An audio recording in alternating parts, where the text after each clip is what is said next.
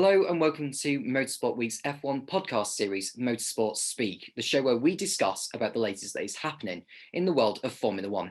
Tom Cairns, your host, alongside Ed Spencer and Jordan Haynes. We review last weekend's Portuguese Grand Prix, where Lewis Hamilton once again showed his fighting abilities by passing both Valtteri Bottas and Max Verstappen to take a comfortable victory. A brilliant weekend from Alpine as Esteban Ocon and Fernando Alonso's points elevate them up the constructors' table. From one race in the Iberian Peninsula to another, as Formula One prepares to go racing again at Barcelona this weekend for the Spanish Grand Prix. Good evening, Ed. Good evening, Jordan. How are we all? Great race in Portimao. I say it was a great race. We saw quite a lot of overtaking. Maybe didn't sort of show like the sparks of, the sort of chaotic kind of races we've seen Formula One over the years. But Ed, how did you find the race in Portimao? Quite a normal, calm affair for once. Normally, the first two races have been more of a lucky draw, lucky dip style scenario with the weather and also the amount of drivers who have had good races, some and not. This weekend, I thought was fairly standard, fairly what we'd come to expect of Formula One in the past 2-3 years. I did think it was a good race, though, for a number of reasons. Number one, we saw a lot of drivers making charges through the order, such as Ricciardo and Alonso. Particularly the latter's excellent performance from 13th on the grid to 8th. We saw Ocon make his way through the pack. We saw the contrasting strategies. We also had the dilemma later on in the race whether we would see Sergio Perez potentially win his second Grand Prix when he was taking his medium tyres almost seemingly to the end. Unfortunately, the Mexican had to pit.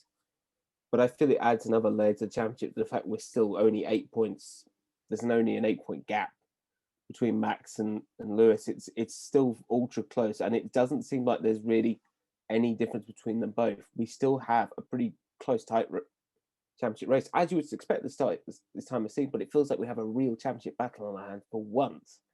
And I feel that once we get to Spain, we should know who really has the fastest car in Formula One. Mm-hmm. Jordan, a warm welcome to the show. And we've had the third race of this 23 race Formula One season in Portimao. How did you see it from your side? Because it was very much a slam dunk fight between Mercedes and Red Bull. But did you think it was a missed opportunity for the likes of Bottas and Verstappen to sort of take the fight towards Lewis in the long term over the course of the year? I do think that they did miss out on the opportunity, both Bottas and Verstappen. I thought they was going to be strong. I didn't expect Lewis to get the win, but it is what it is. Lewis is very talented. He's got the experience, unlike Verstappen and Bottas. But what can you do? He's a 7-time world champion. Mm-hmm. There's not much else to do. Yeah. Of course, he didn't have that much else to do, although he had like a 5-second gap before Bottas and Verstappen decided to pit for the soft compound to go for the fastest lap, which was interesting, Ed, because I think that sort of answers people's point about whether the fastest lap point rule is the way to go for Formula One when it was brought back 2 years ago. And for events like Portimao, it's a great example of how that can most certainly shed a bit of light on the race in itself. Yeah, exactly. I mean, in the latter parts of the race before this rule was introduced, they kind of became more of a damp squib in that you wouldn't see much overtaking, you wouldn't see much passing. The race would be decided, everyone would be in their position as it were on that lap. But by having the fastest lap, you have an extra chance to get more points, which could be crucial for the championship.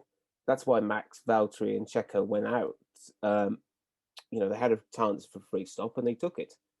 It is a good rule, I feel, because you have now where we have a battle where this could play a huge impact in the way the championship is decided in Abu Dhabi. I feel Lewis took a big risk by not coming in, changing his tyres and trying for the fast lap, because that comment saying it'll be all right could bite him on the backside when we come to Abu Dhabi, when the championship race is inches away from being separated. If he had taken that fast lap in Portugal, potentially he could have a 9, 10, 11 point lead going into Barcelona. So it also makes drivers try just a little bit harder when the tyres are starting to go off. They can come in for that fresh stop, get a set of rubber on, and really push and showcase their skills in order to get that fastest lap, which is, I would say, an essential part of having a good Grand Prix if you have a fast lap. And for me, I think Mercedes and Red Bull were right to do what they did and bring both Valtteri, Max, and Checo in to just try and snatch that points away from each other. It also shows the gamesmanship both teams have, in that they reacted to each other pitting, that they decided, well, we've got the positions wrapped up, let's pit. So that shows how much the fastest lap rule we have now, it means something for the outcome of the race and the championship. Yeah, and considering we've got 23 races this year, 23 chances where you can set the fastest lap, that's almost the equivalent of a race win. So, fastest lap points could play a factor in this 2021 title battle between Lewis Hamilton and Max Verstappen. Will Max Verstappen rue that lost championship point by having his fastest time being chalked off for exceeding track limits, which, was a bitter blow, not just to Max Verstappen, but also to Red Bull, because Bottas managed to get that fastest point back. So whilst it was Red Bull's loss, it was Mercedes' gain. So let's have a look on the race result of the 2021 Portuguese Grand Prix at Portimao. Lewis Hamilton taking his second victory out of 3 races this year, which is also the 97th of his career. A fantastic total indeed. Max Verstappen was in second place with 29 seconds behind, but that was because he came in for the pit stop towards the end. Valtteri Bottas was third, over 4 seconds behind. Then Sergio Perez was a fine fourth for Red Bull. That's his best finish so far this season. Lando Norris in 5th position, which is enough to keep him in 3rd in the Drivers' Championship overall. Charles Leclerc was 6th for Ferrari, ahead of Esteban Ocon and Fernando Alonso, both Alpines in the top 8. Fantastic showing from them in Portugal. Daniel Ricciardo was 9th after starting 16th on the grid. He had a fantastic first stint. Pierre Gasly took the final point for AlphaTauri in 10th. Carlos Sainz, a disappointing 11th for Ferrari. He was the last driver on the lead lap. Antonio Giovinazzi was 12th. Sebastian Vettel in a really disappointing 13th. Again, still no points for him this season. Lance Stroll, 14th behind him. Yuki Tsunoda was 15th, ahead of George Russell. Mick Schumacher was 17th for Haas. He finished ahead of the Williams for the first time this year. Nicholas Latifi was 18th, ahead of Nikita Mazepin, who was 19th and also getting a 5 seconds time penalty for ignoring blue flags. Kimi Raikkonen was the only driver to not finish. He crashed out after a collision with Antonio Giovinazzi on the pit straight, which saw his Alfa Romeo in the gravel trap. So there's a lot to consider there, Jordan, over the course of that race there. And who maybe surprised you? Because the Alpines surprised me a lot. Did they surprise you? Or did you perhaps maybe see it coming, given that their pace in Bahrain and Imola didn't quite show the sort of true pace of the Alpine that we could expect to see over the course of this year? I do think the Alpine did shock me the most yesterday, because they were so strong last year, and then the first 2 races they was like back of the midfield, and now they're both of them are in the points. So it is surprising, but you got to give them credit to where they are now. Mm-hmm. Most certainly so, and I think with Alpine having both drivers in the points at Imola as well, I mean, it was quite a chaotic race at Imola, it has to be said. And to finally see Alonso putting a really strong drive from 13th on the grid to 8th, I think it was disappointing to be knocked out in Q2, Ed, with that, but he put in a really strong first stint, a very long first stint, and then going on those fresher tyres towards the end, helping him to get past the likes of Sainz, Gasly and Ricciardo. That just shows what he can do, even at the age of 39. For a 39-year-old man, he can certainly drive the wheels off a racing car. It was an excellent performance. From 13th, he said himself he wasn't happy with the way qualifying had gone. He wanted to be in Q3, but Alpine were not quite there. But he really just drove the wheels off that car. He sliced his way through the order. The alternative strategy worked by staying out longer. He was then able to built up such a gap. He was in the top 5. He was hanging around with Ricciardo, and then he got back past Danny near the end. I feel for me, this is probably one of Alonso's best performances, I would say, since 2016, even, when he was driving for McLaren, because when Fernando has an uncompetitive car, he does try it, and he tried his hardest in Portugal, and it was a good performance. he needs to keep that up for Barcelona. He's openly said that he needs to improve on qualifying. That's the big thing for him now that he needs to do his homework on. But he gave us an overtaking masterclass yesterday afternoon. He really showed to these young guys who are, who were, when they were kids, were watching him when he was in his prime. And he does what he did yesterday, and it was like watching the old Fernando. So you've got to give the guy credit. He certainly tries, and he's certainly still got it at 39. Yeah, most certainly so. And I mean, Lando Norris, I mean, he's finished in the top 5 in each and every race now, Jordan. He finished 4th in Bahrain, 3rd in Imola, 5th in Portimao. He's now 3rd in the Drivers' Championship still. And I have to say, what a start to the year for him. And can he keep it up? I was saying earlier to a friend of mine that he is in his prime at the moment. Like, obviously, first 2 years of him being at McLaren, he's settling in, everything else. And then now he's doing better than he's ever done. And I think we could see him potentially winning a few races this year. Yeah. I mean, I wouldn't necessarily say he's going to win a few races this year, but I would be confident enough to say that I think through a little bit of luck, McLaren will win a race at some point. They just need to have something go in their favour, where it's a car that's well suited to the track's characteristics, whether, we get a repeat of Monza where Pierre Gasly timed the strategy perfectly to put his AlphaTauri in the best position for the race win, which he would go on to win that race, obviously. And of course, Sergio Perez's unlikely win in the Sakir Grand Prix in Bahrain in 2020. And it's going to take one of those kind of events to see McLaren come out on top. But I would say that McLaren are closer to Mercedes and Red Bull than I think Racing Point were at this early stage of the previous season. And with that being said, I feel that Lando has a good opportunity to be battling for podiums a lot more often this year than the previous couple of years. I mean, one driver, Ed, who really disappointed me, Sebastian Vettel, because I don't think it was him, in my opinion.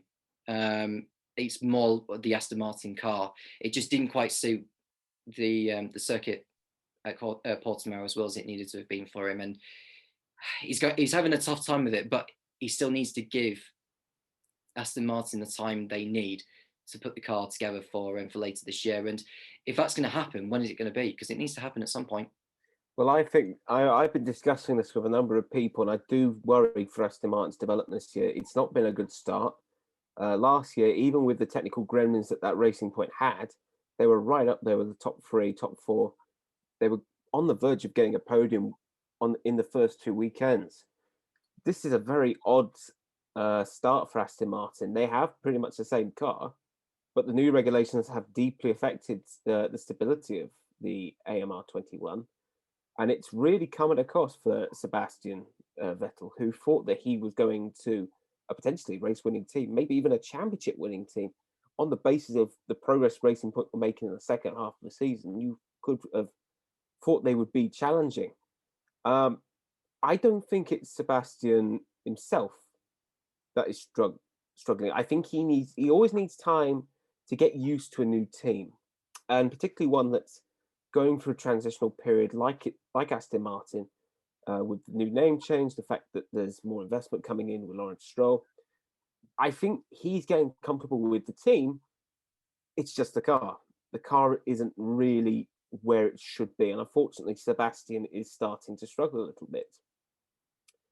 Bearing in mind he had a good qualifying, 10th on the grid, which is an impressive effort considering where Lance Stroll was, which was 17th and was in complete oblivion.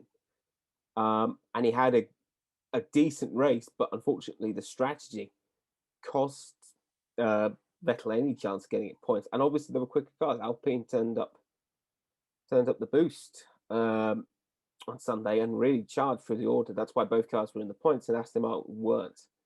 So it is a disappointing race weekend for Aston Martin and for Sebastian Vettel for sure. But I feel that they have reasons to be positive. They're not too far away from the points now where they should be, really.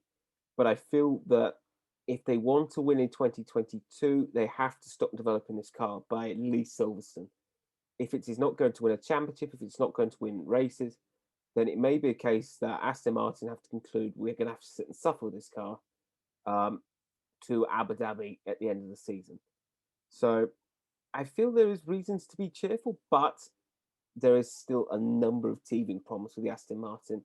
There's still a number of issues that needs to be sorted. Unfortunately, both Sebastian and Lance have got to deal with them the best they can. But I certainly do not think they'll be challenging for podiums anytime soon, unless they get directly together by, I would say, Turkey.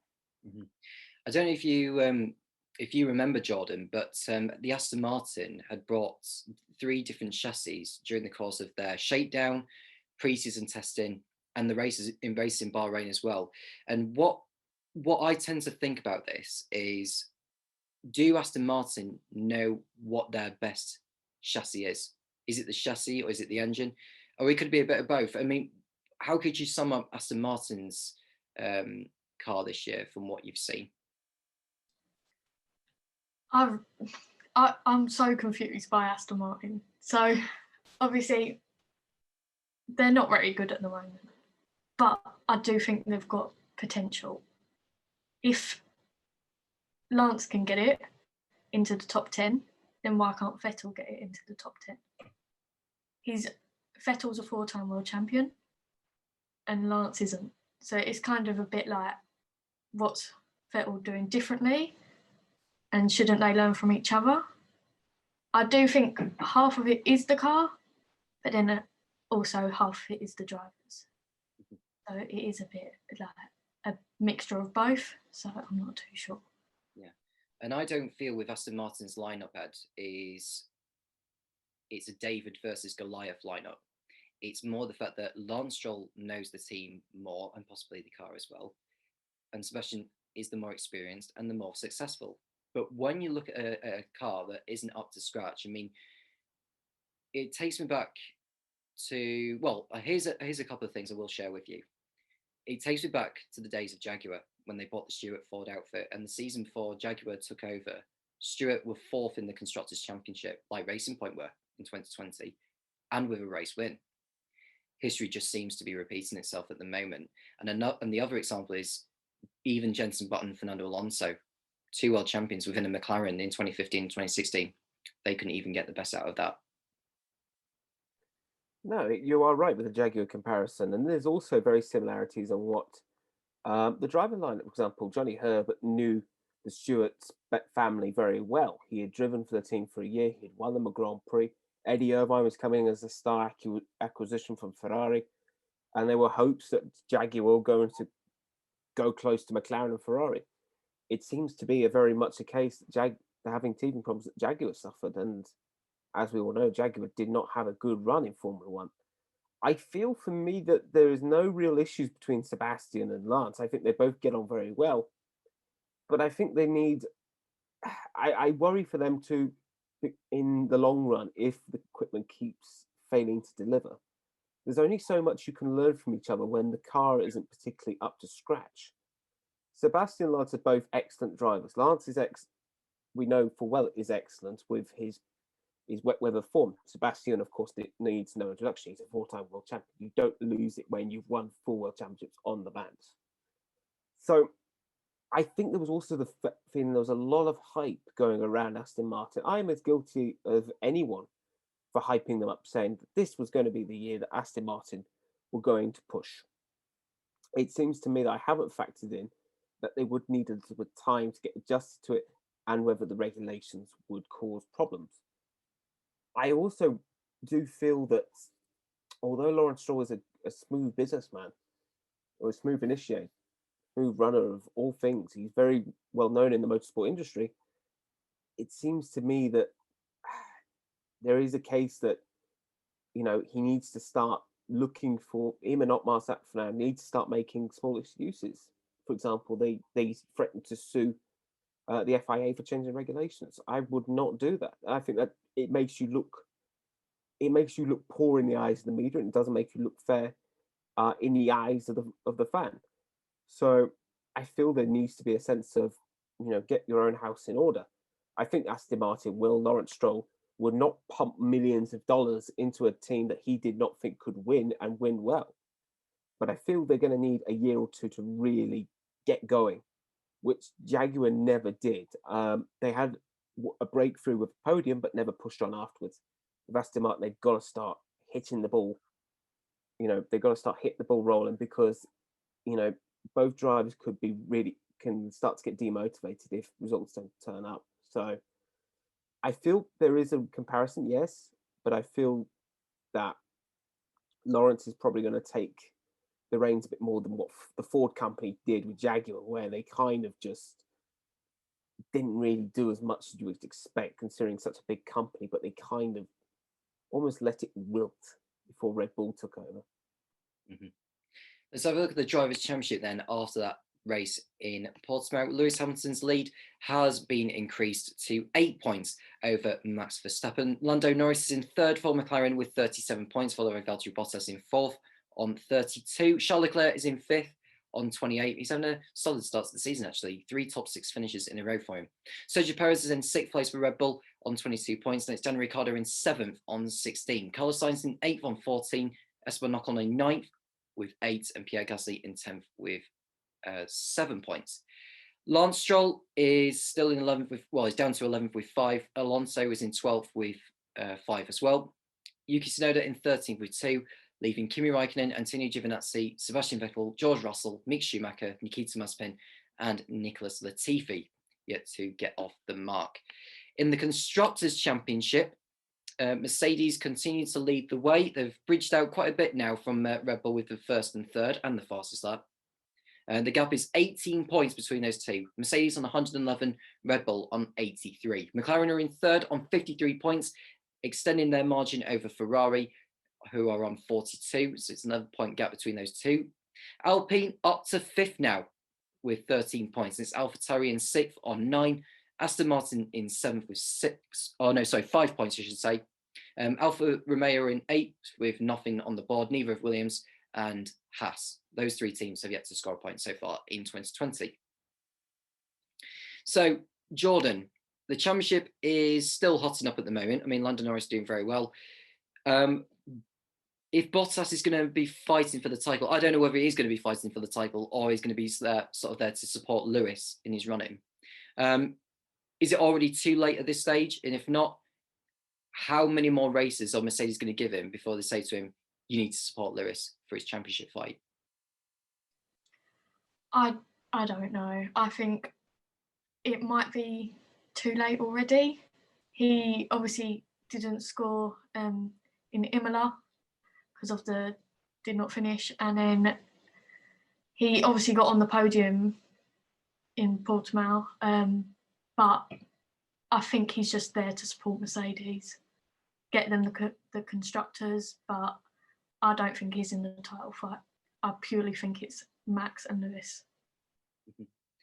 Ed, is it too late now for Bottas? I know it's only 3 rounds in, but I think on a day where I think this was one of his best opportunities to win, it just didn't quite go right for him. And I know Lewis got by, at some time after Lewis got by Verstappen, and I just don't think Bottas made the best use of his pole position. He really needed to bridge out that gap from Lewis and Max to make the strategy work. Where did it go wrong for him?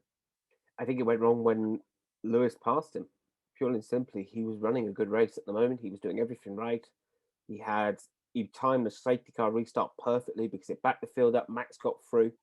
But it almost seemed to fall apart. It almost had that Jenga effect because Bottas, once he got past, the stop didn't go well, in the fact that Max passed him straight away when he had cold tyres, and you had the boss, Toto Wolff, saying on the radio, come on, Valtteri, you've got the fastest car, push. I think it's been really an odd start for Mercedes. Mercedes is number 2 driver. I feel for me that Bottas he's not really delivered. Bahrain, he was never really quite there. I think he was never in the fight between Max and Lewis. Imola was a total disaster. Near the bottom of Q3, then taken out by George Russell in a car which shouldn't have been near the points. And George was inches away from passing a Mercedes, albeit the incident wasn't Valtteri's fault. I think it was now more I see it's more George's. I think for me personally, I think by Monte Carlo or Baku, we will find out really fully whether Valtteri Bottas is out of the championship race or not.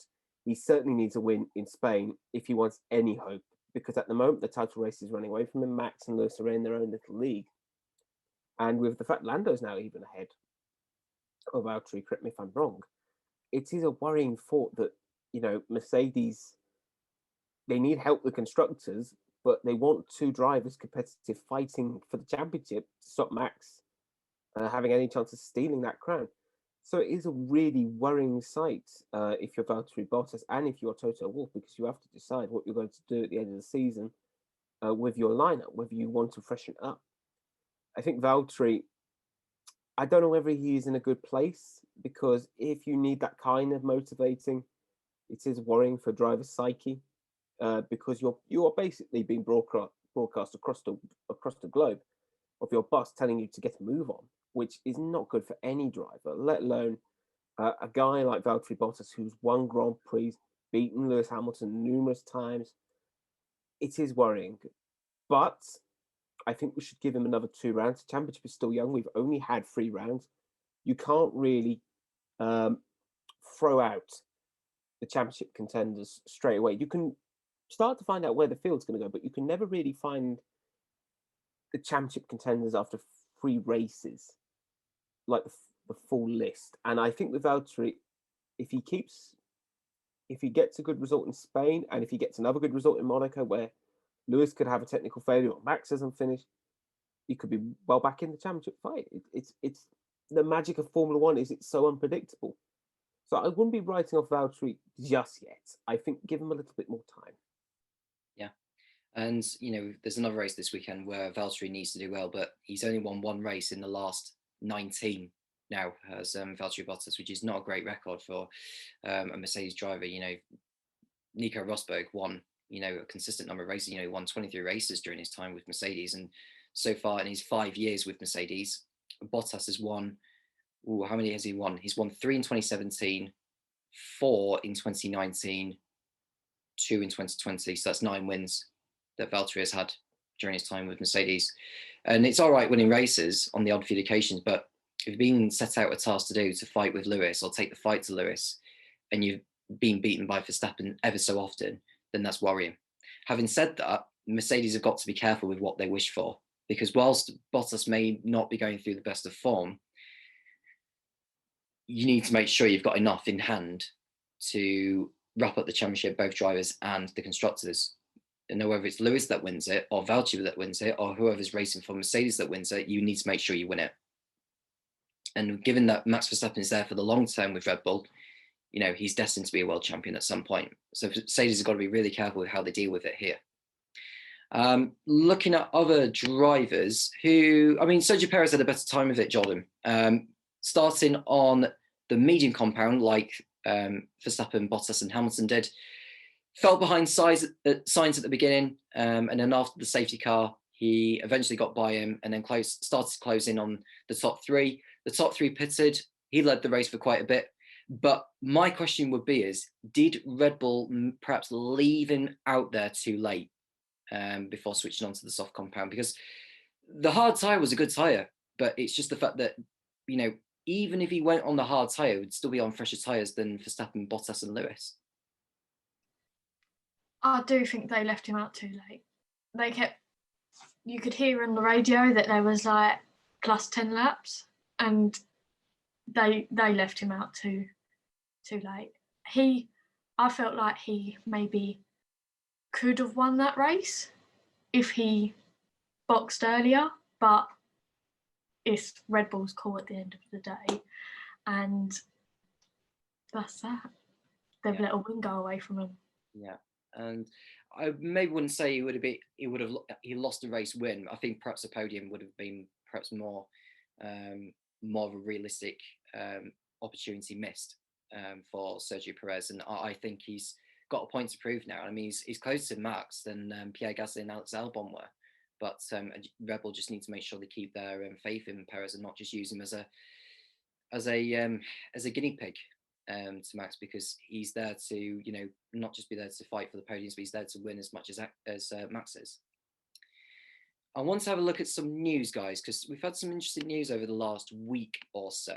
Let's begin with Turkey, because they have announced, or Formula One has announced, that the Istanbul Park in Turkey is going to be replacing the Circuit Gilles Villeneuve in Montreal, Canada, on the 2021 calendar.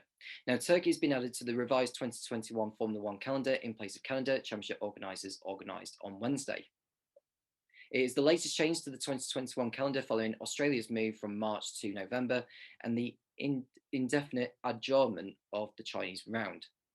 The Canadian round had been due to take place at the Circuit Gilles Villeneuve on Montreal's Ile Notre Dame on June the 13th as the 7th round of the season. Last year's Canadian Grand Prix was postponed from its original June date before being cancelled altogether. Formula One has not been able to secure an exemption relating to the required entry restrictions into Canada owing to the pandemic, while there were also concerns over the related finances. Event organisers have nonetheless secured the future of the Grand Prix for an additional 2 years through to 2031, having previously held a deal until 2029. The event's cancellation has been expected for a couple of weeks, but its abandonment was only confirmed once Formula One had a replacement round tied up. It means Turkey has received a reprieve for 2021 after being a surprise addition to the pandemic-hit 2020 calendar. Last November's round was plagued by cool and wet conditions, which led to a minimal grip at the resurfaced Istanbul Park, with Lewis Hamilton clinching the title in an engrossing race. Turkey previously welcomed Formula One between 2005 and 2011. It means Turkey is now set to form a double header on the calendar from Azerbaijan's round, held around the streets of capital city Baku, scheduled for June the 6th. Formula One has not ventured outside of Europe, Eurasia, and the Middle East since the resumption of racing activities in July 2020. The next Grand Prix outside of those regions is currently scheduled to be Singapore on October the 3rd, giving Formula One greater long-term visibility over the pandemic's development. Canada first joined Formula One's calendar in 1967, and the Grand Prix has been held in its current location since 1978. Prior to the pandemic, the Montreal-based round had only not featured in 1987 and 2009. So, Turkey it is, guys. Or would, what's his name from the Peep Show that says, no Turkey? Ed, are you happy with the addition there? Obviously, Canada's loss is Turkey's gain. And looking forward to it? I am saddened for the Canadian race fans that they will not get another Grand Prix until at least 2022. I feel they are some of the most passionate fans in Formula One. The Sea of Red, you can only see it only at one location, and that is at Monza. Nevertheless, Canada's loss is Turkey's gain, and I'm very happy that Istanbul Park is brought back onto the Formula One calendar for another crack at the Formula One cherry. I think we watched last year was a truly amazing race, although I don't think we will get it because of the fact we'll go in there in June. It will be hot. The circuit resurface will be finally settled, fingers crossed.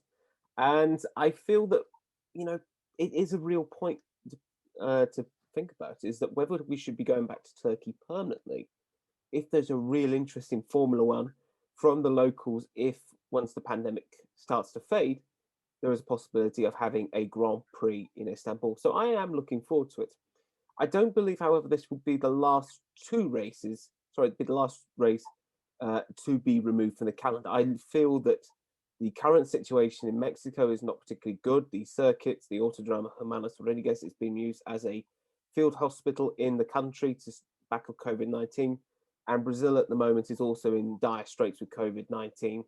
So Interlagos could be under threat in what has been really a miserable year for Brazilian motorsport, with the fact that there's been all sorts of tug of wars over contracts and moving the circuit in the Grand Prix to Rio. So this isn't the last time we will see a replacement race. I believe we will see 2 more replacement races. But hopefully for Turkey, they put on another good show, which they did in 2020. And let's hope that we are coming back here more often when we can go. Because Istanbul is a wonderful city, the circuit is fantastic, the facilities are great. It would be a real shame if we would not be able to go and race in front of fans, because I feel we would get as full a crowd as we could, and I think we'd get an excellent race. And see those cars go flat out through some of those corners is going to be a treat. Yeah. I mean, I don't know if we will have fans there. I mean, there should be an announcement soon as to whether Turkey will be having fans there. In case any of you are wondering why I said this "No Turkey" line from the Peep Show, is because of there was something being announced from a source which I won't name, but they were saying that Turkey is not going to be included in this year's Formula One game, and that's why I had the "No Turkey" line in the back of my head. It's just something I posted on Twitter. It was quite funny. Jordan, happy to see Turkey back on the calendar. I mean, last year's race was anything to go by. I don't know if you've seen the previous races before 2021, from 2005 to 2011. I'm really happy that Formula One is going back there, and I'd like circuits that have been given not just a one chance, but a second bite at it. No, I completely agree with you. I'm happy Turkey's back. I'd like to see it stay, but who knows if that will happen. But I'm looking forward to Canada's Grand Prix to be hopefully back on the schedule next year. Yeah, and I would say that Canada is going to be on the Formula One calendar. I mean, we mentioned the circuit Gilles Villeneuve, renamed after the late Gilles Villeneuve, who was a fantastic racing driver back then. So there's some brilliant races over the years, but if it's not safe to go there, given that the circuit itself is on technically an island, and given the number of people involved, marshals, team personnel, media people, they just can't do it. But hopefully Canada will be back on the calendar next year. And something else which I want to go on a little bit is why F1's calendar has changed again and what else is at risk. Well, in case you're wondering, why has Canada been cancelled? Well, Canada has had strict entry measures due to the pandemic, while the country has also endured a spike in cases in recent weeks. In its statement, Formula One outlined that it became impossible for the championship to enter the country without a mandatory 14-day quarantine, despite attempts to reach an agreement with the relevant authorities. There were also discussions relating to the financial situation surrounding the event, owing the multi-layered way in which the economics of the Grand Prix are put together. The race is one of Montreal's leading events, bringing in tourism and subsequently revenue, which benefits the city financially. But without the presence of spectators, there would be limited or no gain for the city. What about Canada's future? Well, Canada's existing deal ran through 2029 and had come in the wake of organisers at the Circuit Gilles Villeneuve finally undertaking much needed renovation works. A new pits and paddock complex was in place for the 2019 event, though in some parts was not quite finished, which brought the venue up to modern standards. As part of the 2021 cancellation, a revised contract was confirmed, which will see Canada remain on the Formula One calendar through 2031, an extension of 2 years, in effect partial compensation for the 2020-21 abandonment. That conveniently brings Canada in line with Formula One's new Miami Grand Prix, whose 10-year deal runs from 2022 through 2031, with the events widely tipped to be twinned on the schedule. Formula One also outlined that it will work with the promoter of the event to ensure those who held tickets for the 2020 or 2021 events will receive refunds or a transfer to 2022. So why Turkey? So Turkey was a surprise addition in 2020 owing to the manner in which Istanbul Park had ceased to host races for several years. But the wet and cold conditions, allied to the recently relayed surface, led to an enthralling weekend in which Lewis Hamilton was crowned world champion, and Turkish officials were keen to host the championship once more. Formula One CEO Stefano Domenicali explained that Turkey's promoter and authorities presented an ongoing willingness to feature on the calendar. Istanbul Park is also conveniently located logistics-wise for a back-to-back event with Azerbaijan, whose event will take place the previous weekend on June the 6th. Organisers of the event have indicated that they are keen to permit fans and potentially foreign spectators, having run the 2020 round behind closed doors. The inclusion of Istanbul Park means out of the 5 2020 standing venues, which were expected to feature as a one-off, 3 have now been in place for this year's calendar. It is understood that Germany remains a potential destination later in the year if Formula One is in need of additional Europe-based locations. So what else is at risk? Now that Canada's round has been dropped for Formula One, Formula One is embarking on a run of races through the summer months that should, in theory at least, all be feasible. The bigger talking point is likely to consider whether fans will be able to attend Grand Prix in the coming months. Some, such as Baku, have already gone behind closed doors, but others, for example Silverstone, are hoping for a large capacity in line with the current government roadmap. Beyond the summer months is where the situation is a little less clear.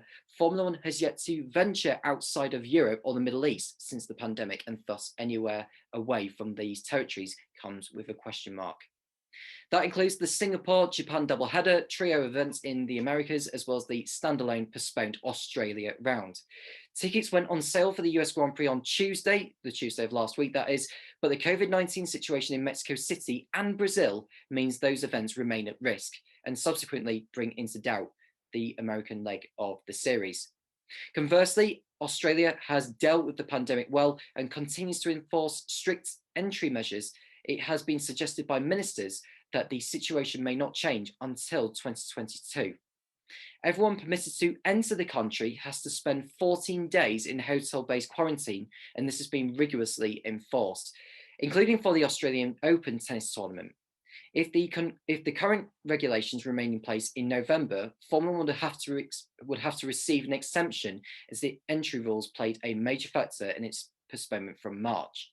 Similarly, Japan has tight entry measures and quarantine rules, though authorities in the country understandably remain more focused on the Olympics, which is scheduled to begin in late July, but over which doubts remain.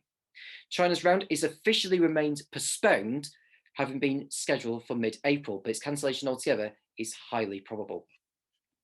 So like you said there, Ed, Mexico City and Brazil is very much under risk. And if they don't go ahead, will that mean Austin won't go ahead either? Because I don't think Formula One will want to go to just that single race in America, given the logistics involved. I think there is hope for America that they will be on the Formula One calendar. The President of the United States, Joseph Biden's vaccination program seems to be running well. They are set to be vaccinating citizens. They set to have a large amount of population vaccinated by July. However, it is question mark whether Formula One would risk quarantining, shipping all that equipment just for one race in the United States. It is very improbable to think. There is the worry that Singapore may not go ahead, although the rates in Singapore are not too bad. Japan have had all sorts of issues with the Olympics. There is questions of whether it would not go ahead because of the pandemic.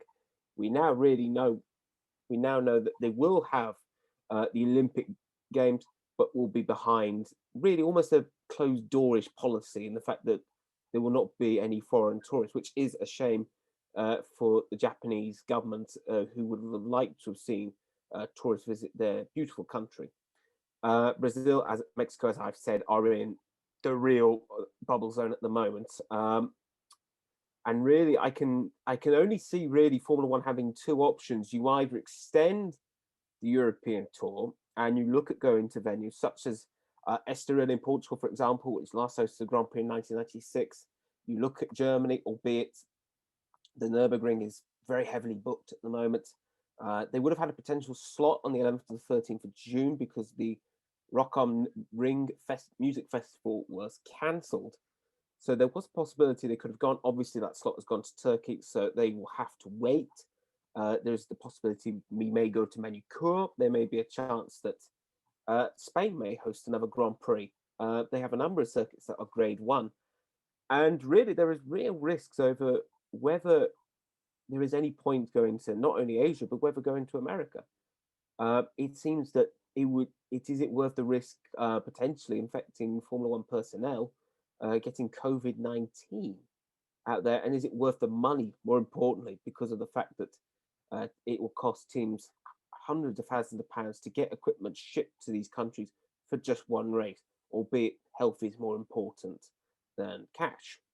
There is also the feeling, in my view, that to make up for the fact that we need a really 23 race calendar for television promoters, that we may have to see an extension to the Middle Eastern tour. The Dubai Autodrome could host a Grand Prix, maybe use the United Arab Emirates Grand Prix in between or before Saudi Arabia, really just to get the season finished, because I believe that it would be a crying shame if we were not to have a 23 race season And considering we have more circuits available than we did in 2020, when 2020, no one really knew what this pandemic was about until we realized the true horrific effects of it, I feel Formula One are in more control of what they were a year ago.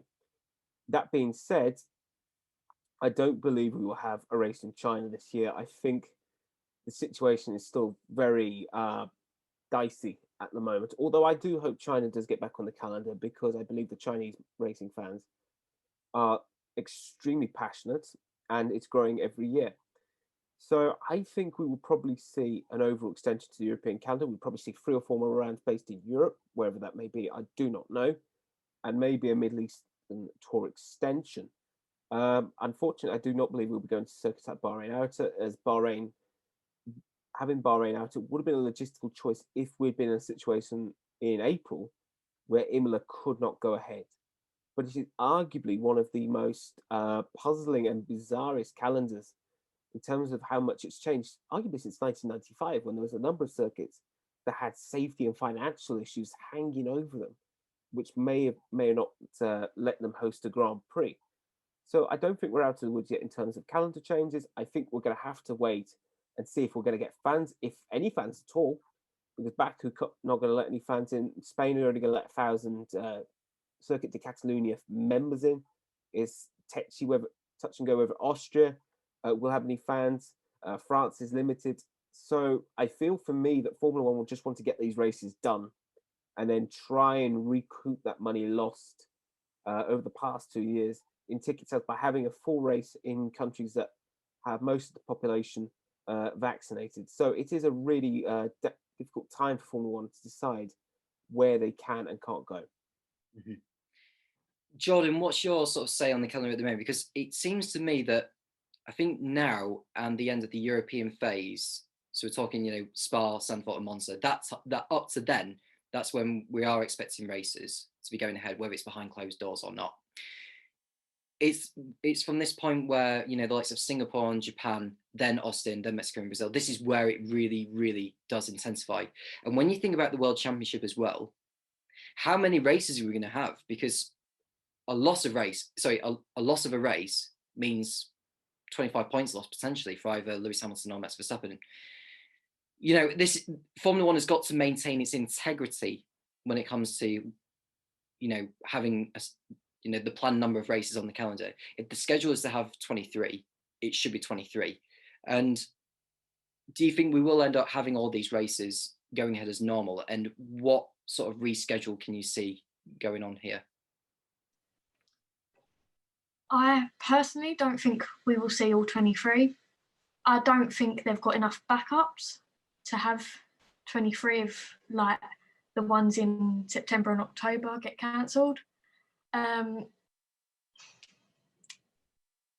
can't see what could replace them. If they wanted to do more in Europe, obviously they'd do it closer to when the Europe ones are. They're not going to go back to Europe. But I really don't know. Yeah. I mean, I could think of so many backups, but I mean, there's Mugello, which Formula One went to last year.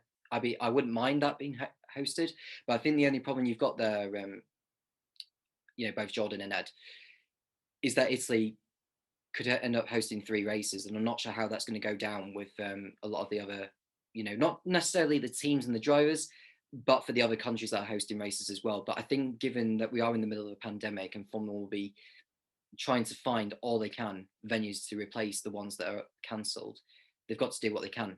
And if it by all means racing in Europe to fill in these races, so be it, because there's no point going to a venue or going to a continent just for that one race. If you to consider everything involved in terms of transporting equipment over to a venue, it's just too much. And the fact that Formula One's going to Turkey from Azerbaijan makes a lot more sense than going from Azerbaijan to Canada between 2 separate weekends back to back. So I could think of many circuits that could potentially host races, but it just depends on, does it clash with anything else that's in its own schedule within that particular venue? Ed, you were mentioning particular that Nürburgring's schedule is very much tight with either festivals or with other events going on. I mean, Bahrain as well, and because Bahrain's got a World Endurance Championship race in November, and I don't know if they will be prepared to reschedule it. I mean, what would come first for you? The World Endurance Championship, because you've agreed it. And I feel as well for me, it doesn't make a lot of sense. We start the season in Bahrain, we go back to Bahrain in October and November. It really doesn't make any logistical sense, considering we were in practically in a biosphere for Formula One's inspired for 2 weeks during testing and then the first race weekend. Your best bet is to go to Europe and try and find some venues. I was doing some research for an article for Motorsport to try and find replacement venues. The Nürburgring is booked solid till around, I would say, October time, which really rules them out unless we have a special circumstance. Estoril, on the other hand, is pretty much empty, barring a few major small events. And it has Grade 1 facility, so Estoril is a possibility. Mugello, as you've said, is free, although it wouldn't go down too well with your likes of America's, your Japan's, who can turn around and say, well, they've hosted 3 Grand Prix, we haven't hosted any in 2 years. They've had 6. This is not entirely fair. We may look at cancelling our contracts. But Formula One does need to get 23 races. That is what we've agreed. That's what the TV rights have been agreed. We have to look for alternative venues. There is a number we've used already. We can go back to some. Of course, we need to prepare for the inevitable. Sorry, we've got other events, but there is options. There is your Estorils, your Jerez's, which have hosted Formula One in the past. Jerez more later, which has been for testing. In fact, Ferrari have tested there this year. Magny-Cours, because Pirelli going to test there as well, so you could use that. Nürburgring, Hockenheim, for example. We haven't talked about the fact that Hockenheim haven't really made a statement yet. They host the rights to the German Grand Prix. They could be in the mixture as well. So I wouldn't say there is a case where we're going to have these double races, where we're going to have 2 races at Monza, then we're going to have another 2 races at Zandvoort. I think there is a real possibility we can get at least 4 replacement Grand Prix venues, but it will determine whether they can portray an agreement with another series, which could cost them a lot of money, to say, well, we're going to host Formula One. I would personally, if I was running a circuit, I would take the original agreement with a different series, whether it be WEC, whether it be MotoGP, and I would then look if I could find a spot for Formula One, depending on what cancellations come up, or whether we could fit the Grand Prix circus in. That is the problem that the circuit owners have, along with the lack of cash. So, in summary, I feel that I would take the first option of having WEC in Bahrain Outer. I would not be flying the teams back to Bahrain, but I think we need to hold tight. I think there is a number of venues that would queue up to get the Grand Prix Grand Prix race back on their circuits. Considering how many circuits, are desperate for Grand Prix and how many are Grade 1, it's easily feasible. But it could cause more headache for the FIA in the long run if these replacement rates turn out to be a success. So that's the tightrope they must balance. And what we've got to remember is the whole purpose of having Turkey, Imola and Portimao on the Formula One calendar in the rescheduled calendar that we have now is to fill in as one-offs. That's the main purpose of it, because we don't want to be losing races. And having Australia later in the year, I think given what's involved with that, it makes a lot of sense, because if Andrew Westacott, the CEO of the organising of the Australian Grand Prix, if the track needs resurfacing, then it needs resurfacing. And he took the opportunity to say that, whilst we're resurfacing the track for the first time since its debut on the Formula One calendar in 1996, why not change the layout of it slightly and make it a lot better for the drivers and have more, camber corners, slower corners to help with overtaking, make the corners wider as well, maybe sort out the pit exit as well, increase the speed limit of the pit lane, widen the pit lane a little bit. Let's do all that and get it ready for a revamped Australian Grand Prix in the month of November, which is going to be the first time that Australia is hosting a Grand Prix in the month of November since the days of Adelaide in 1995. I'm sure Ed will remember that race too well. Damon Hill winning by 2 laps. And do you know who was born between Adelaide and Melbourne in those 2 races? Me. I was born in the month of December in '95, so that's something just to add in there. So let's go on to something else. I mean, well, before I do that, you mentioned there, Ed, actually, of the likes of Magny-Cours, Nürburgring, Hockenheim, Mugello. There's not going to be a shortage of races or venues wanting to be hosting races. I wouldn't mind Formula One going to Jerez if it means going to 2 races in different countries at 2 different venues. I'd be fine with that. I don't mind if Magny-Cours hosts a race. I know you're not the biggest fan of Magny-Cours, but if it means going there to fill in a race, 2 French races, so be it. If it means going to Mugello having a race in Italy, I know they potentially got 2 lined up for this year anyway, so be it. But, like you say, Formula One and the FIA have got to be really careful with what they wish for and how that affects other venues who've got deals in place. So that's something that needs to be considered. Going on to other news that you mentioned there, Ed. Barcelona gets the approval for 1,000 fans to attend the Spanish Grand Prix on race day. So a limited number of spectators will be permitted access to this weekend's Formula One Spanish Grand Prix. The last 2 Formula One events in Italy and Portugal have been held behind closed doors, and a similar stance was set to be adopted for the upcoming round in Spain. But on Monday, organisers announced that 1,000 fans will be permitted to be present for Sunday's Grand Prix. It is in line with the state of alarm being lifted in the country on the same day. Under the revised protocol, outdoor events can be held with a capacity of either 50% or a maximum of 1,000 people, whichever is lower. The Circuit de Barcelona Catalunya members will be able to apply for a ballot in order to watch the race from the venue's main grandstand on Sunday. Those present will have to wear masks at all times, are prohibited from consuming food or drink, while a body temperature check will be undertaken upon entry. We are very satisfied to be able to make the first step towards gradual opening of our facilities, said General Manager Jose Luis Santamaria. We can welcome again all those who love motorsport, even if this time it will only be a small number. Last year's event, which was moved to mid-August, was held without spectators. Formula One expects the presence of fans in 2021 to be determined on a country-by-country basis. A final decision on fan attendance in Monaco has yet to be made, though organisers of June's Azerbaijan Grand Prix have already opted to run behind closed doors. So, Jordan, we thought the Spanish Grand Prix was going to be held behind closed doors without fans, but thankfully we're going to see fans in Barcelona this weekend. And what a pleasing sight that will be for the likes of, Carlos Sainz and Fernando Alonso, who will be racing there. I totally agree. I think some fans are better than none.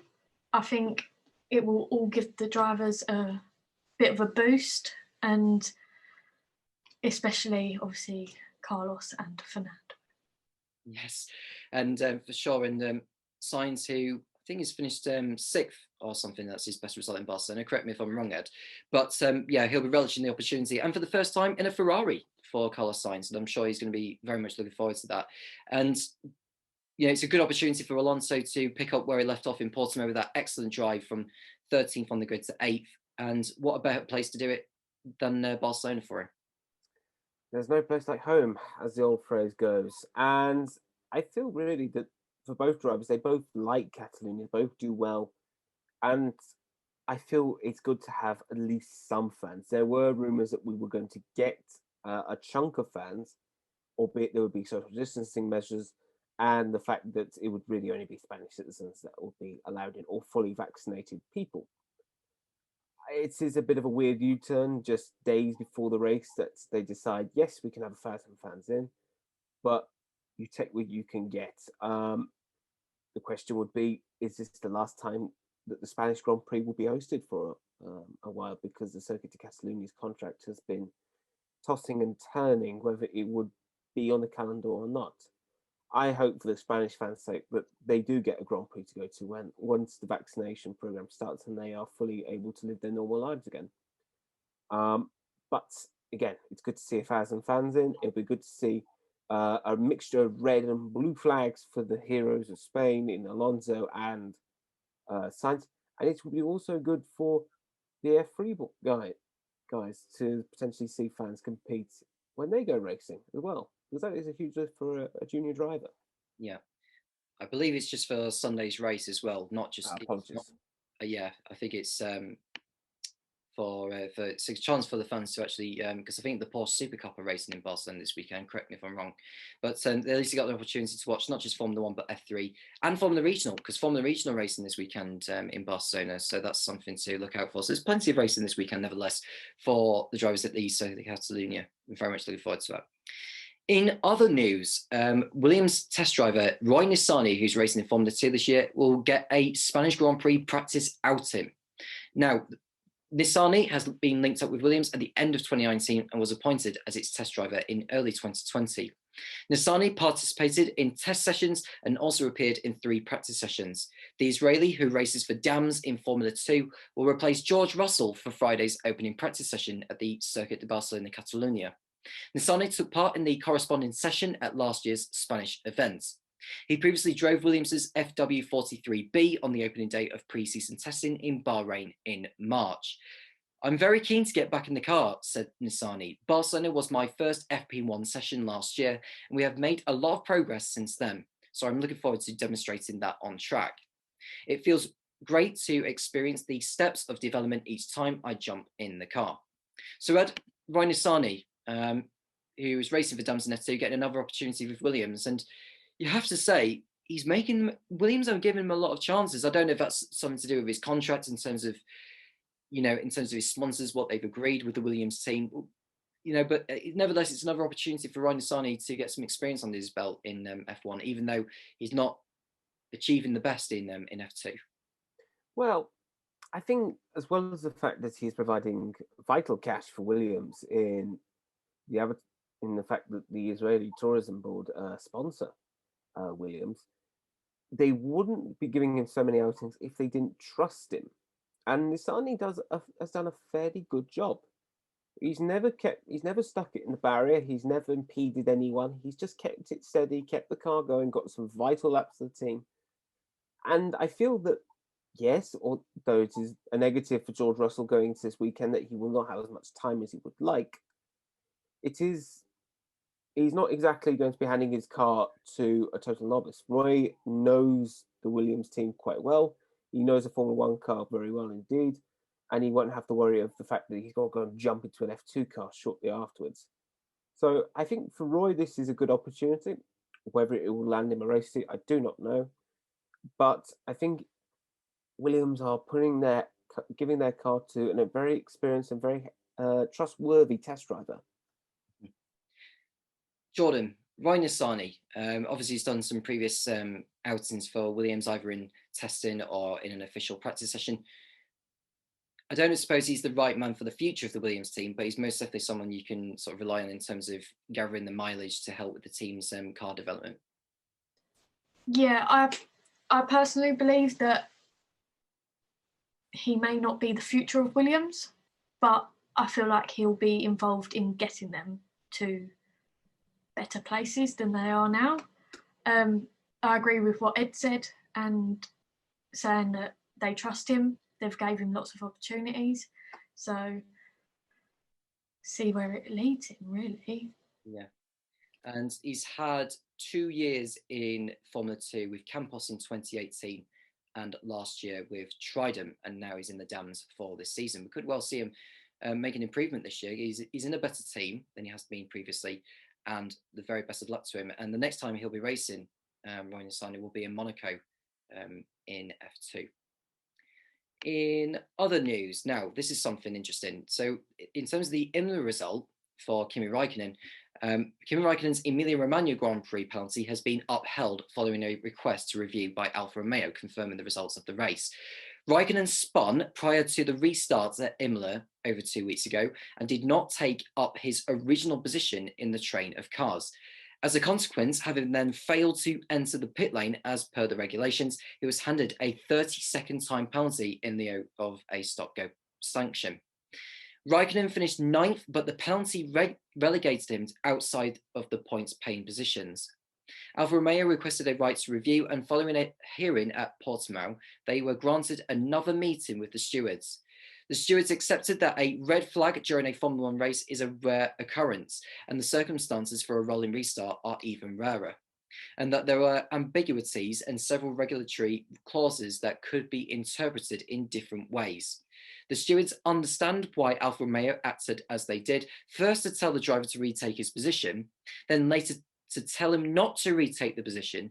The stewards stand by their original decision that the competitor committed a breach of Article 42.6 by failing to re-establish his starter position during the lap behind the safety car, confirmed a statement. The mandatory penalties that are in the FIA Formula One sporting regulations are specifically intended to take discretion regarding penalties out of the hands of the stewards, even or specifically when the stewards find mitigating circumstances. With the appeal rejected and Antonio Giovinazzi finishing 12th in Portimao after Raikkonen's first lap incident, Alfa Romeo remains without a point in 2021. So Alfa Romeo's bad run of luck continues, Ed, and it just seems as though they just don't seem to be getting anything right or anything going in their way, do they? And I don't back this penalty at all. I really don't like the rule of it, but you can't necessarily blame the stewards for it if the rule's there. When it rains, it pours for Alfa Romeo. I feel sorry for Raikkonen. It wasn't his fault. He drove well to get ninth. I feel Alfa Romeo might as well just appealed it because they had nothing to lose. They had a chance to get the points back, and if it didn't work, well, that was it. It is a bizarre rule. The stewards could have probably given it a little bit more discretion, considering the fact we had a rolling start and the fact that we were under red flag, which happens very rarely in Formula One. Unfortunately, rules are rules, and the team messed up in the way that they told Kimi to overtake and then told him to go back. We saw a number of teams make mistakes, administrative ones, to their drivers, Aston Martin with Sebastian Vettel, not informing him in time that there was going to be a rolling start, and that's why he got a penalty when the green flag dropped for the second start. So, unfortunately, it is a case of what it is what it is. For Raikkonen, I think he could take some positives that he was up there in the points and he did finish on the road ninth. But it is a disappointing start to the season for Alfa Romeo in a year that I expected them to progress. I expected them to go up the pecking order, and now to see them struggling, it's disappointing for this team. I think this is not really where they should be. They should be getting points now more often, which they have an opportunity to do in Spain. Yeah, then they've got another go at it in Spain, and if they don't get it there, they're going to be in, falling too far behind the likes of Aston Martin and AlphaTauri. Jordan, your say on this penalty, because this really sort of confused quite a lot of people. What's your say on this whole debacle with Raikkonen's Imola fiasco? I personally don't obviously think it's Raikkonen's fault. There's nothing he could do. I understand why Alfa Romeo wanted to fight it. Points are points at the end of the day. They'd get further up in the championship. And obviously them points mean something. Is to get them further along. So it's a tough one, but you can't overrule the stewards at the end of the day. It's written there in the rules, so. And what I would say is, the stewards just need to look at the rule again. Not just, they can't necessarily change the rule for this year because, the rules are already, submitted for the campaign. But for 2022 is something that they will need to revise on Article 42.6 of the Formula One sporting regulations. Next up is to do still with Alfa Romeo, but this time with Callum Ilott, who has fared during a Formula One practice session in Portugal for the first time. Callum Ilott became the latest driver to make an appearance during a Formula One race weekend as he got behind the wheel of an Alfa Romeo C41 at Portimao. Callum Ilott was confirmed Alfa Romeo's backup reserve driver earlier in the week, and Friday's opening session presented the Briton with his first opportunity to sample the squad's C41. Ilott had previously linked up with Alfa Romeo at the post-race Barcelona test in May 2019, which was truncated after a heavy unseen crash. And in Abu Dhabi last December, a few days after sealing the runner-up position in the Formula 2 Championship. He has also carried out private testing with Bacchus Ferrari at its Fiorano facility and had originally been due to run for Haas at the Nürburgring last October before persistent rain and heavy fog caused the entire day's track activity to be abandoned. The reduction in practice for this year means FP1 standings only have 60 minutes rather than the previous 90, and Ilott amassed 21 laps in the C41 that is usually driven by Antonio Giovinazzi. Ilott's best time left him 17th on the leaderboard, 2 spots behind teammate Kimi Raikkonen with a time gap of 0.425 seconds. It was interesting to experience it, Ilott said, but once I was up to speed with the tyres and getting used to it, I think I finished the run on the hards 1/10 off Kimi, which is not too bad at the time. Then we went to the softs and I completely got caught out at the beginning by how much grip there was and also getting the tyres in, so I struggled a bit then. But then we came in, rebalanced, and then I think with the tyre mileage I didn't do a bad time. Overall, building consistently, was very happy with the session, got through all the run plan that we needed to, and discovered that the limitations we have as a team and as a driver as well. Lots learned from my side and lots learned from the team. It was Ilott's first experience of the C41, and he added that getting used to the different nuances of a new car led to a couple of small setbacks. Towards the end as well, I got a bit more comfortable, but obviously having the test last week in the Ferrari, I'm used to some different switch positions, he said. I need to get used to it again. Within the session, obviously I would love to do more, but you only get an hour, so you've got to make the most of it. The first run was okay, tried to get into a rhythm, needed to make a few changes. Ilott expressed glee at the unbelievable one-lap speed of this year's Formula One cars and outlined that switching between machinery is an aspect which he will have to get used to in 2021.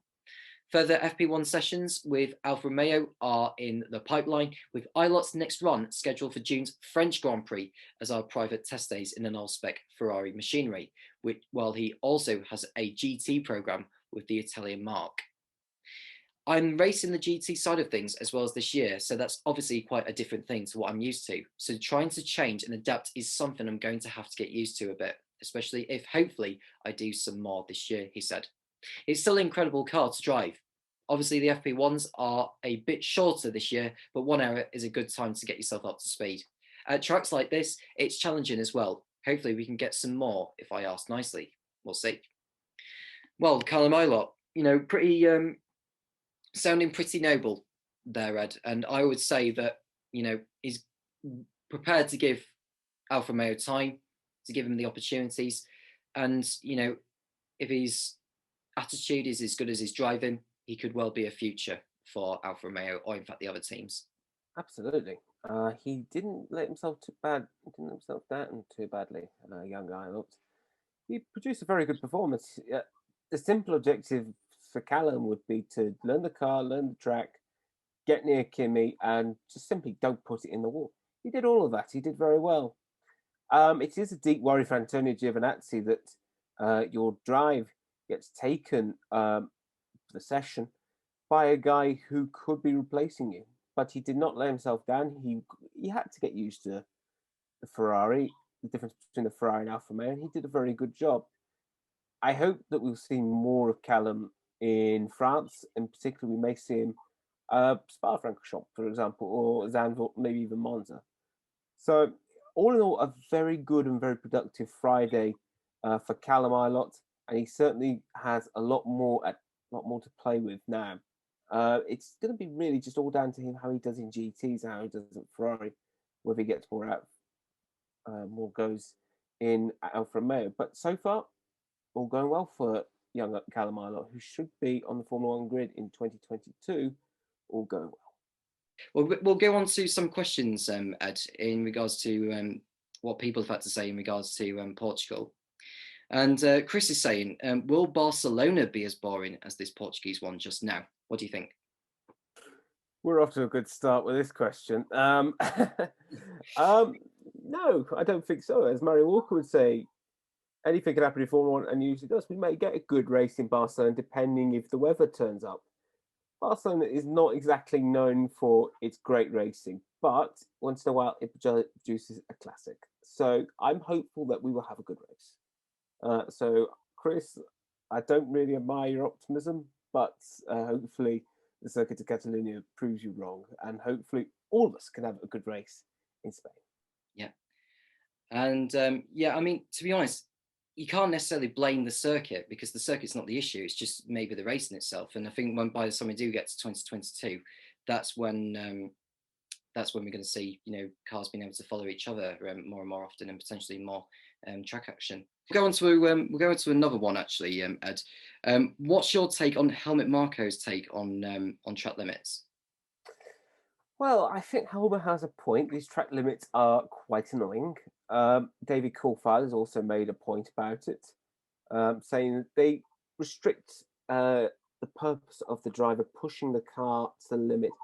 I can see where he's coming from. However, you need to police it in a certain way. Track limits are very restrictive. They do take away from some of the spectacle of when a driver, for example, like Lando Norris, producing a fantastic lap at Imola. So, for me, there needs to be some way of sorting out. I would personally be more in favour of the long lap penalty that we have in MotoGP, as it would punish drivers for making that mistake, but it would not mean that lap time gets completely shredded to pieces.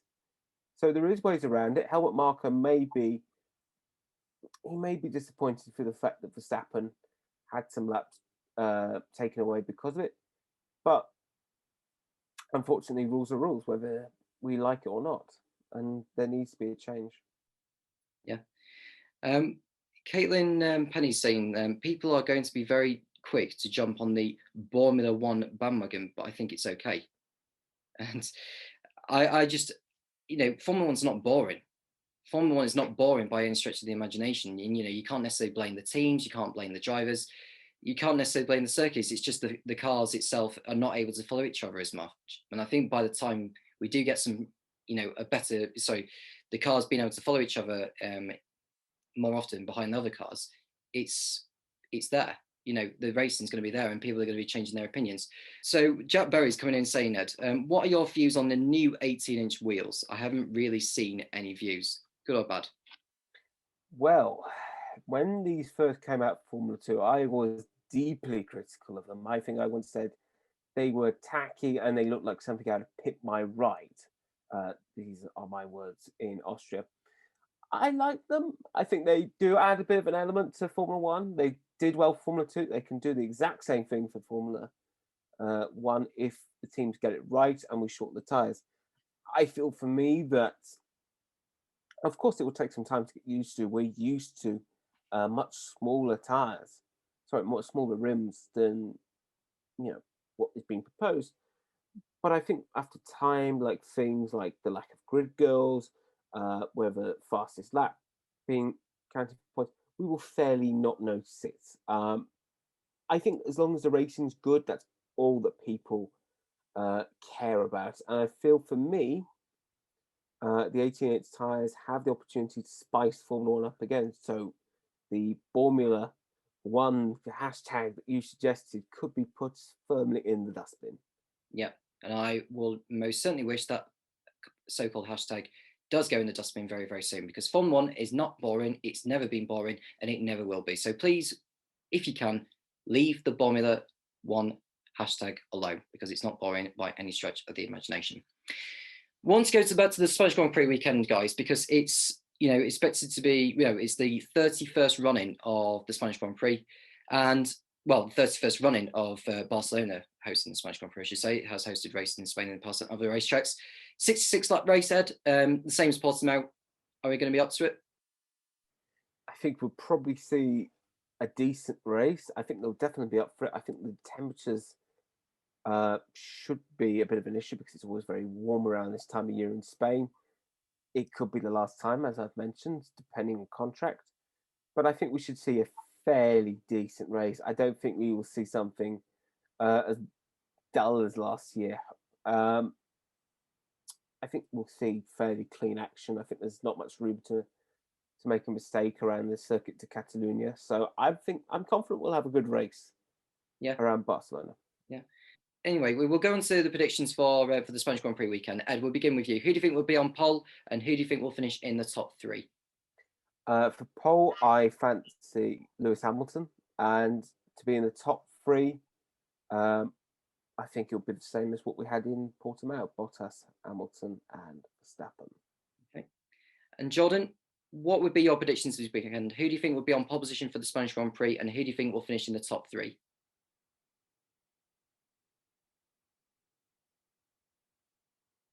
She's struggling to communicate us with their ad.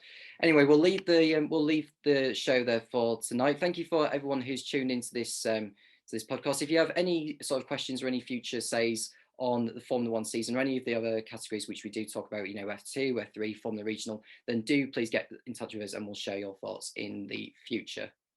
That's all for tonight, folks. Thank you for tuning in and sending us your questions. Next week, Nathan Hine will be with me to review the Spanish Grand Prix in Barcelona. So from Ed, Jordan, and all of us at Motorsport Week, enjoy the racing this weekend, and it's goodbye.